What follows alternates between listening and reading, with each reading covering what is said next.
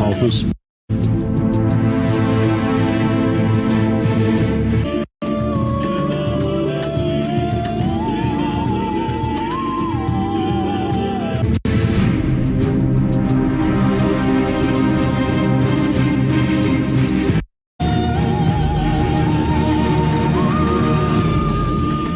Revelation 8, verse 10. Then the third angel sounded, and a great star fell from heaven, burning like a torch.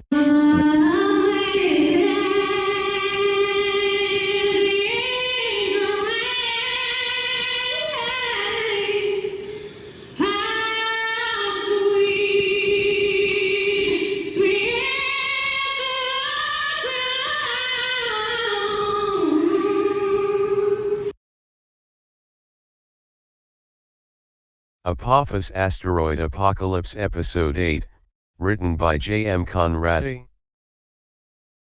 Continued from Episode 7. Apophis had landed, the day of reckoning was here. What were the mythical gods if not an expression of nature's power?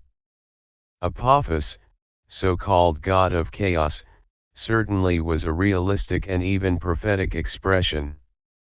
It is inevitable with so many pieces of rock rotating in random ways around random centers but all possessing gravity and power that pulls mass together, that some would collide with Earth. And periodically they did. During the brief reign of mankind in Earth's almost endless history, no more powerful collision would be known than Apophis. It dwarfs all others. But it, in turn, was dwarfed by what hit the Earth during the reign of the dinosaurs, and so forth. There is always a bigger one, a wise man once said.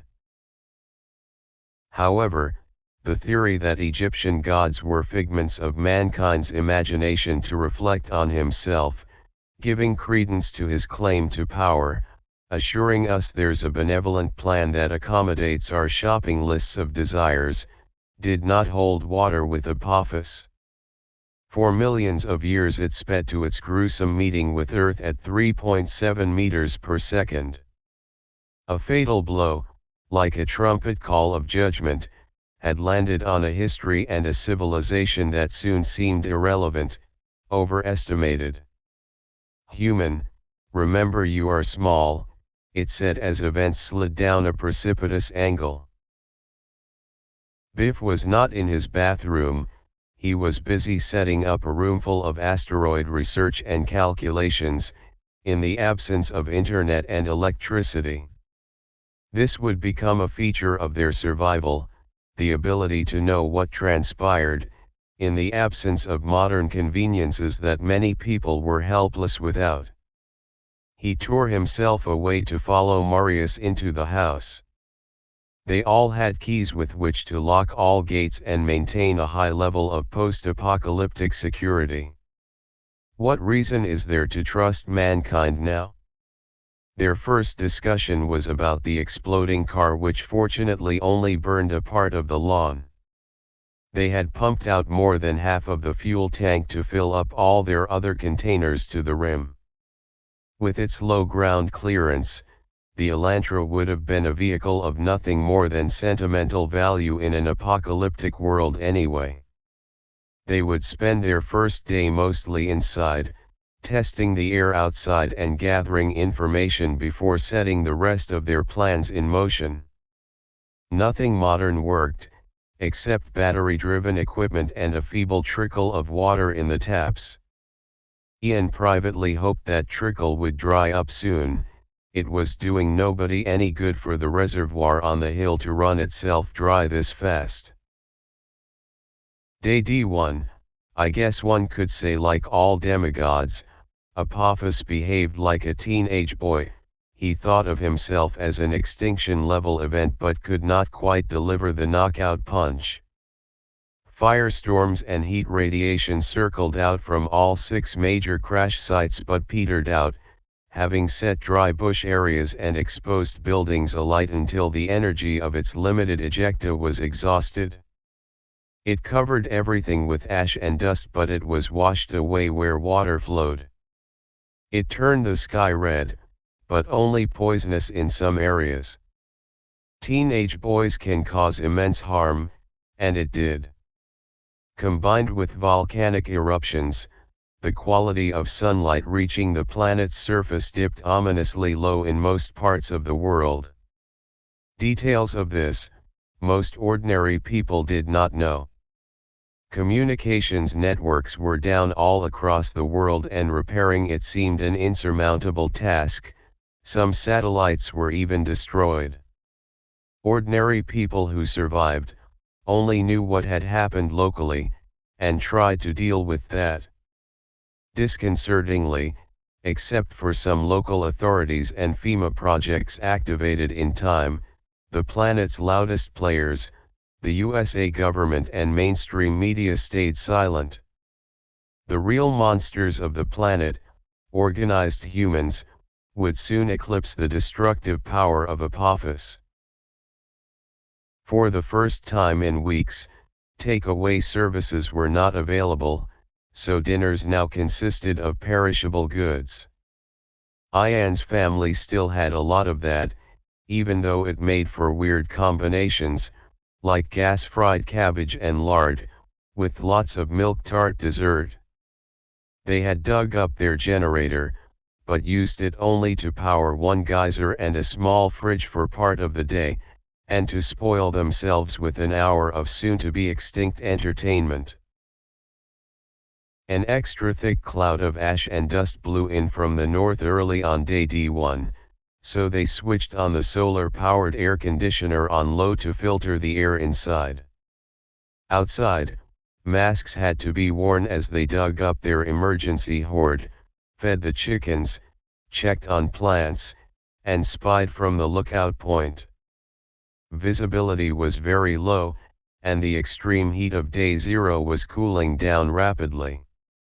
There were still sporadic explosions, gunfire and hooting, but too far away to see anything in the murk. It was frustrating to have no source of outside information or communication. They had no idea what was going on, even when the tap water dried up, by Ian's estimation, 2 days too early for a reservoir that had no electric pumps anymore. What was going on would slowly filter through to them much later. The coup in North Korea was aggravated by famine and significant asteroid damage. In desperation, the coup leader launched 6 nukes, intended to paralyze the South Korean military and their support from Japan and Guam. All of it failed, except one that was shot down too close to Japan, resulting in devastating fallout, and one that lost direction, fell into the sea causing a tsunami in South Korea and anger in China. Russia and China reacted like they were both ready and waiting, rushing over the border to seize Korean land. Barely alive, South Korea and Japan both focused on their own borders as North Korea fell. All this was made easy late at night on day 0, by a coup attempt in the underground bunker housing much of the government of the USA. The vice president was missing, and the president was accused of the worst negligence in the history of the republic. Millions were dead, spare parts lacked to repair the power grid, strategic health supplies would run out within a week, contact with several nuclear sites were inoperable, and key information had clearly been withheld. The Speaker and Secretary of State launched a Section 25 indictment of the President, but half of Secret Services and other bunker inhabitants felt the legal process was not followed, and Cabinet did not have enough votes. Too many Cabinet members were missing but their deaths not confirmed. A firefight ensued inside the bunker, and also outside, where the military picked sides, and vied for control of media, communication hubs, energy, and other supplies.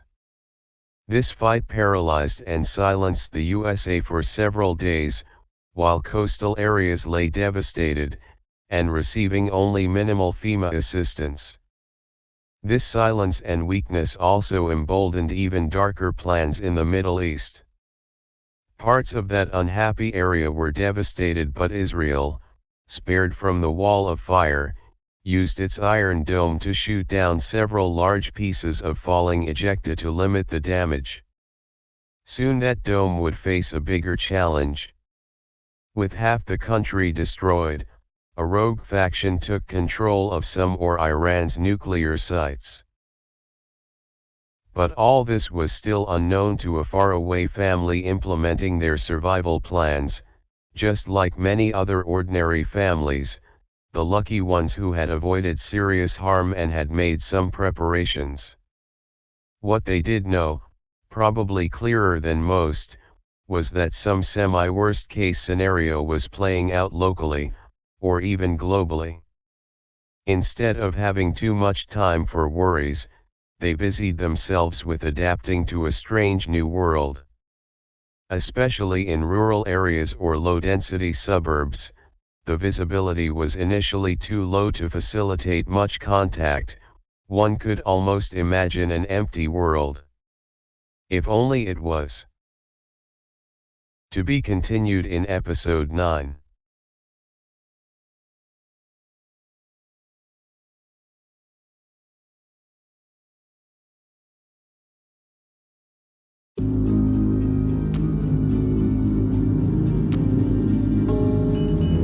Asteroid Apophis. Asteroid Apophis.